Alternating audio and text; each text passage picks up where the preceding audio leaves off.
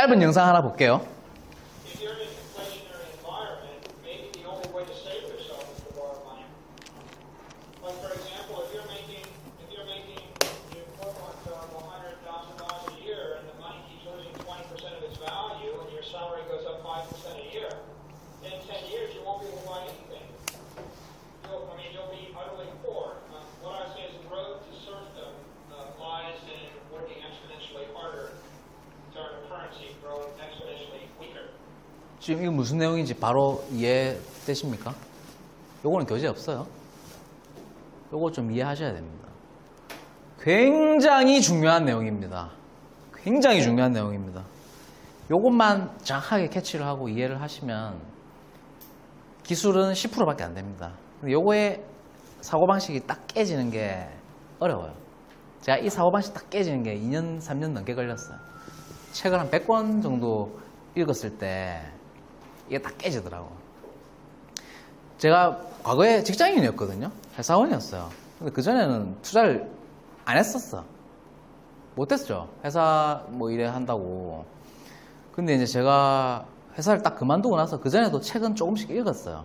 읽었는데 어떤 계기가 있어가지고 회사를 딱 그만두고 나가지고 그 전에 어떤 책을 한 권 딱 읽고 나서 이게 머릿속에 한번 딱 깨지는 그게 있었어요.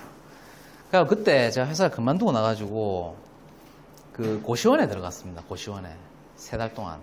요 캐리어 있는데 제가 해외 출장을 굉장히 많이 다녔고 해외 주재원 생활을 오래 했기 때문에 집에 캐리어가 4개가 있어요. 그 안에 책을 가득 다 채웠어요. 90권 정도? 팬티 2장하고 추링 1개 넣고. 그리고 그 고시원에 3달을 끊었습니다. 3달을. 3달 동안 안 나왔어요. 아무도 안 만났어요. 책만 읽었어요.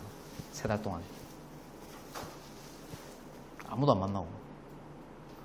딱 3달 뒤에 나오니까 뭔가 세상이 보이기 시작했어요. 그 인간의 미래는 책 속에 있습니다. 이런 강의에 있는 게 아닙니다. 화폐 가치의 이해와 희소성의 유형자산. 지금의 대출을 받아가지고 앞으로 가치가 오를 수 있는 유형자산과 교환을 해놓으라는 얘기예요. 사라는 얘기 아니에요. buy가 아니고 exchange 하라는 얘기예요. 왜? 화폐는 계속 가치가 떨어지고 있기 때문에. 반면 희소한 부동산이 될 수도 있고 비트코인이 될 수도 있고 주식이 될 수도 있고 앞으로 오를 수 있는 유형자산과 교환을 해놓으라는 얘기예요. 사라는 얘기 아니고. 물론 떨어지는 것도 있습니다. 오르는 유형자산을 가려낼 수가 있어야 돼요. 뭐가 오르는지 아무거나 막 사면 안 됩니다. 아무거나 막 사면 떨어져요. 그러면 인플레이션에 해치를 못하는 거예요. 지금의 대출을 받아가지고 앞으로 오를 수 있는 유형자산과 교환을 해놓고 나중에 그 돈의 가치가 떨어졌을 때 그 대출을 상환하라는 얘기예요. 조금 더 쉽게 설명드릴게요. 새우깡 가격이 이렇게 변했습니다. 1971년도에 50원 하던 새우깡 1990년에 300원. 지금 한 1,800원, 1,700원, 그 2,000원 가까이 하죠. 안 사 먹어서 모르겠는데. 예를 들어서 1971년도에 1,000원이라는 종이 화폐로 새우깡을 20봉지와 교환할 수 있었어요. 같은 가치이기 때문에. 근데 20년 후에 1990년도에 새우깡이 얼마였죠? 300원이었죠. 1,000원으로 3.3봉지와 교환할 수 있다는 거예요. 시간이 지나니까. 자, 1971년도에 새우깡을 20봉지와 교환을 했어요. 그러면은 이 1,000원짜리 똑같은 거죠. 종이에 숫자 1000이라고 적혀 있는 거는 같은 거기 때문에 삭제 가능하단 말이죠. 1971년도에 20봉지와 교환해놨는데 지금 3봉지밖에 안 남았어. 17봉지 들어갔습니까?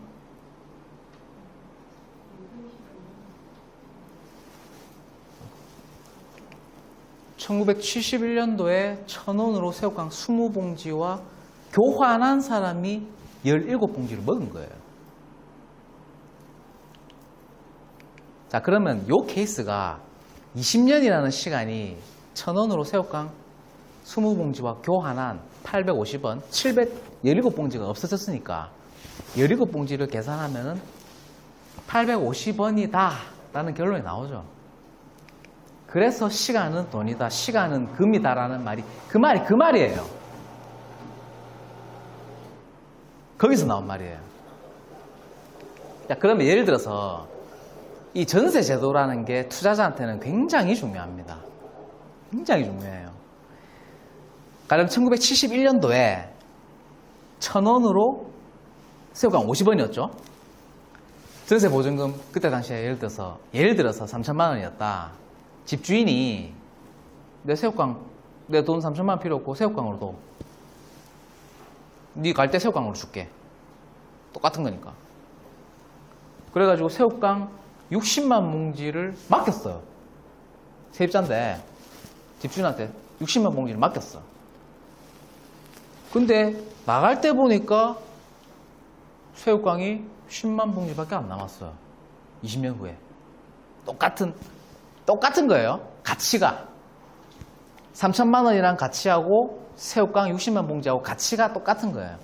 가치가 똑같은 거예요.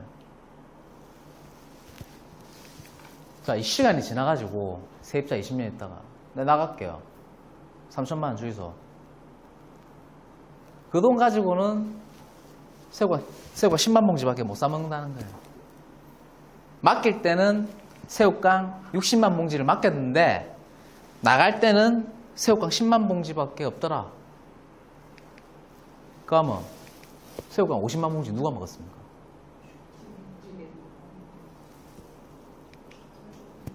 (1971년도에) 3천만 원이라는 보증금을 받은 집주인이 새우깡 50만 봉지 먹은 거예요.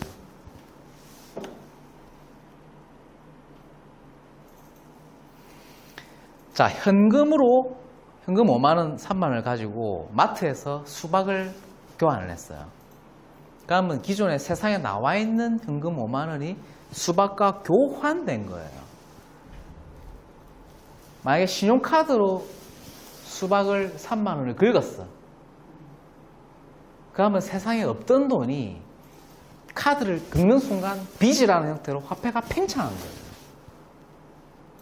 화폐가 계속 팽창하고 있는 거예요. 지금 이 순간에도 카드 엄청 쓰고 있죠. 현금으로 계속 이게 왔다 갔다 하면 교환되기 때문에 화폐 팽창은 없습니다. 근데 카드로 계속 쓴다는 거는 빚이라는 형태로 화폐가 계속 팽창하고 있는 거예요. 그러면 그 화폐 가치가 계속 떨어지는 거예요. 화폐가 쓰레기가 되고 있다는 말이에요. 화폐가 많아지면은 가치가 떨어지는 거죠. 이런 얘기 하는 사람이 있어요. 인구가 감소합니다. 인구수하고 상관없습니다. 가구수하고 상관없습니다.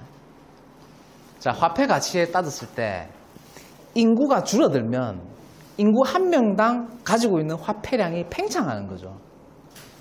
가령 예를 들어서 이 지구상에 한국에 100명이라는 사람이 있어요. 100만 원이라는 화폐가 풀려 있어요. 90명으로 줄었어. 인구가 감소해서. 그럼 인당 90명당 인당 화폐가 만 원이 아니고 원래 만 원이었죠. 100명이었으니까. 근데 팽창한 거예요. 사람이 인구가 줄어들면 화폐가 그렇게 팽창한다는 말이에요. 신용카드로 긁는다는 행위는 한국조폐공사에서 돈을 찍어내는 거하고 똑같은 거예요. 그러니까 화폐가 계속 팽창하니까 화폐의 가치가 낮아지기 때문에 지금의 대출을 미리 받아가지고 앞으로 오를 수 있는 유형자산과 교환을 하고 나중에 내줄 때는 새우깡 60만 봉지 받아놨다가 시간이 지나고 나서 새우깡 10만 봉지만 내주면 된다는 말이에요. 그럼 50만 봉지 내가 먹은 거잖아. 그럼 여기서 하는 말이 전세 살아라는 말이에요. 전세 살지 말라는 얘기예요. 둘 다 아닙니다. 전세를 살지 말고 집주인이 돼가지고 그 돈을 미리 받아가지고 나중에 내줄 때는 조금만 내자. 집주인이 되라는 얘기예요. 세입자를 많이 두라는 얘기예요. 그 돈을 미리 지금 갖다가 쓰고, 쓰라는 말이 아니에요. 그 돈으로 화폐를 불려야 돼요. 그걸 소비하시면 안 돼요. 쓰는 거하고 소비하고 그거 다릅니다. 그 전세하고 임대 아파트도 마찬가지입니다. 임대 아파트는 더 심합니다. 일반 전세 사는 것보다 더 안 좋아요. 전세 제도라는 게 그렇게 무서운 거예요. 그 전세 제도라는 게 왜 생겼을까? 누가 만들었을까? 대한민국에만 있는 게 전세 제도입니다. 다른 나라는 전세 제도가 없어요. 제가 25개국, 30개국을 넘게 다녔거든요. 비행기만 300번 넘게 탔어요. 안 가본 나라가 없습니다. 한국에만 있습니다. 전세 제도가. 누가 만들었을까요? 전세 제도 누가 만들었습니까? 예? 박정희? 전세 제도 누가 만들었습니까?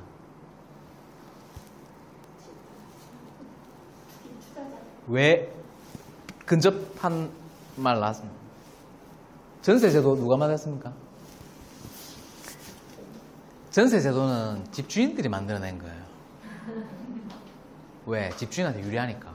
그 히스토리를 조금 짚어보면, 과거 박정희 때 우리 해방하고 난 다음에 대한민국이라는 나라는 고도 성장을 한 나라예요. 굉장히 빠른 시간에 급성장을 한 나라예요. 그때는 금리가 15%, 20%였죠. 엄청 높았어요. 근데 이 집주인들이, 그때도 집주인들이 있었을 거 아닙니까? 그죠? 근데 이 집주인들이 학습을 한 거예요.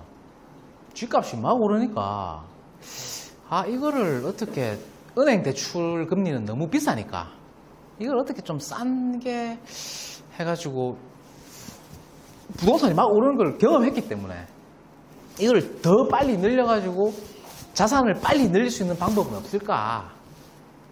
그래서 만들어낸 게 전세 제도라는 거예요. 내 돈 많이 안 묶이고 은행에서 돈을 빌리기에는 이자가 너무 세니까 집을 남한테 빌려줘가지고 레버리지를 쓰자라는 게 그 생각에서 나온 게 전세 제도예요. 전세 제도는 집주인한테 유리한 제도입니다. 왜? 집주인이 만들어냈기 때문에. 돈 벌려고. 집주인들이 돈 벌려고 만들어낸 제도가 전세 제도예요. 그래서 그때 당시에 집 가지고, 강남에 집 가지고 땅 가지고 있는 사람들이 얼마나 부자가 됐을까요? 전세입자들은 남 좋은 일 시킨 것밖에 안 되지. 남 좋은 일. 집주인들이 부자가 됐을까요? 세입자가 부자가 됐을까요? 집주인들이 부자가 됩니다. 그거를 세를 많이 준 사람들이 더 빨리 병렬로 부자가 됐겠죠. 병렬 형태로.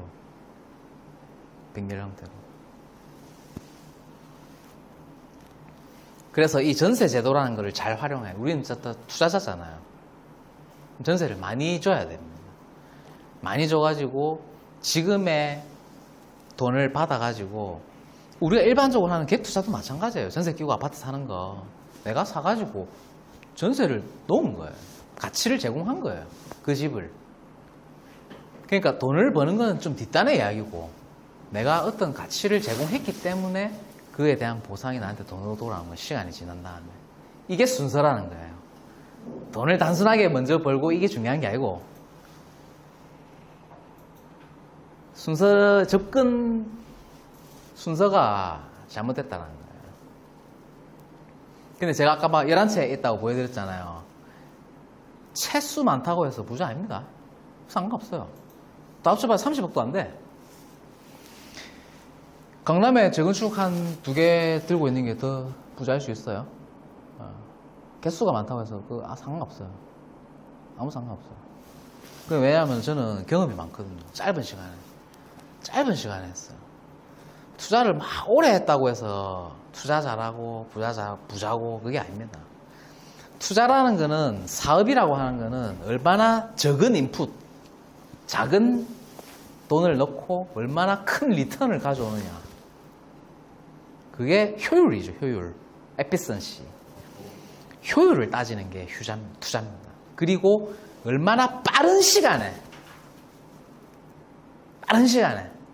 자산을 증식 속도를 늘리는, 그게 포인트예요. 빠른 시간에. 아파트 한 채 사놓고 10년, 20년 지나면 당연히 오르지. 그럼 누가 몰라? 그럼 누가 못해요? 그런 투자, 그런 사업. 예? 그럼 누가 못해? 제가 2년 만에 이거 다 만들어냈어요. 2년도 안 걸렸어. 이거 11채 계약하고 뭐 하는데.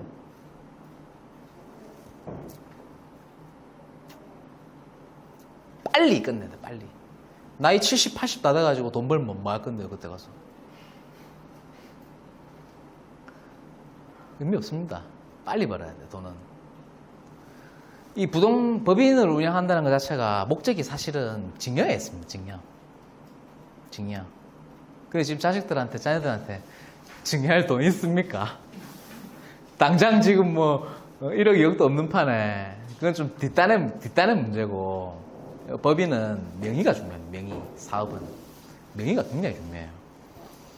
제가 지금 뭐 시간이 여유가 있으니까 전체적으로 다 짚어드리겠습니다. 여러분 궁금해하시는 거 질문 안 하셔도 됩니다. 다 여러분 뭐 궁금해하시는지 다 알고 있기 때문에 다 말씀드릴게요. 중간에 질문 안 하시는 게 좋을 것 같습니다. 제 강의에 맥이 끊어지거든요.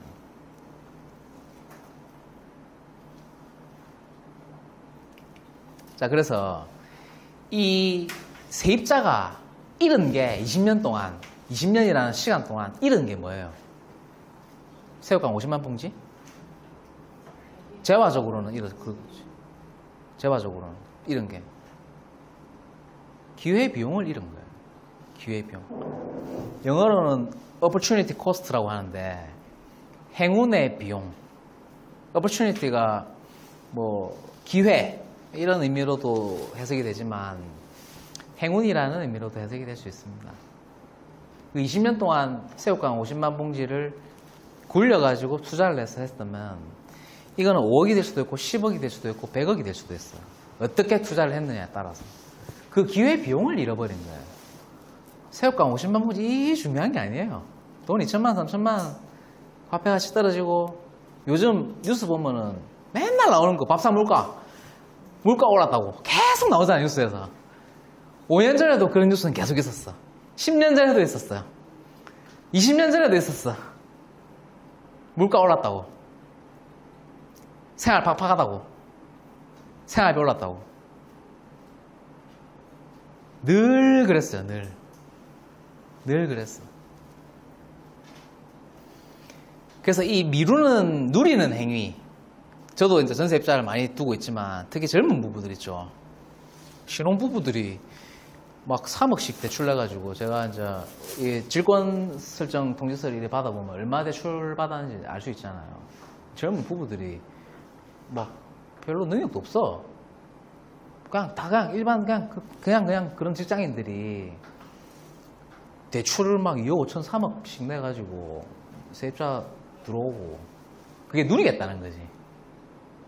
그렇죠.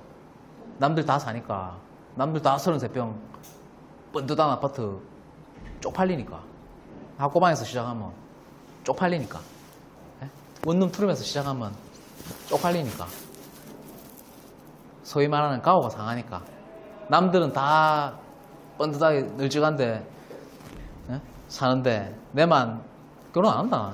나는 그럴 바에 결혼 안 한다. 이렇게 얘기 많이 하잖아, 젊은 사람들. 누리는 행위라는 게 사다리 다 태워 먹고 있는 거예요. 나중에 못 올라갑니다. 특히 지금 같은 시대에는 이 화폐 지금 금리도 많이 오르고 세상이 빨리 변하고 있거든요. 나중에 까딱 잘못하면은 지금은 진짜 벼락거지 됩니다. 그러니까 누리는 행위를 뒤로 미뤄야 돼. 불편하게 살아야 돼. 내가 뭔가 세상에 공짜로 뭘 얻겠다는 거지. 공짜로. 지금 누리겠다는 거지.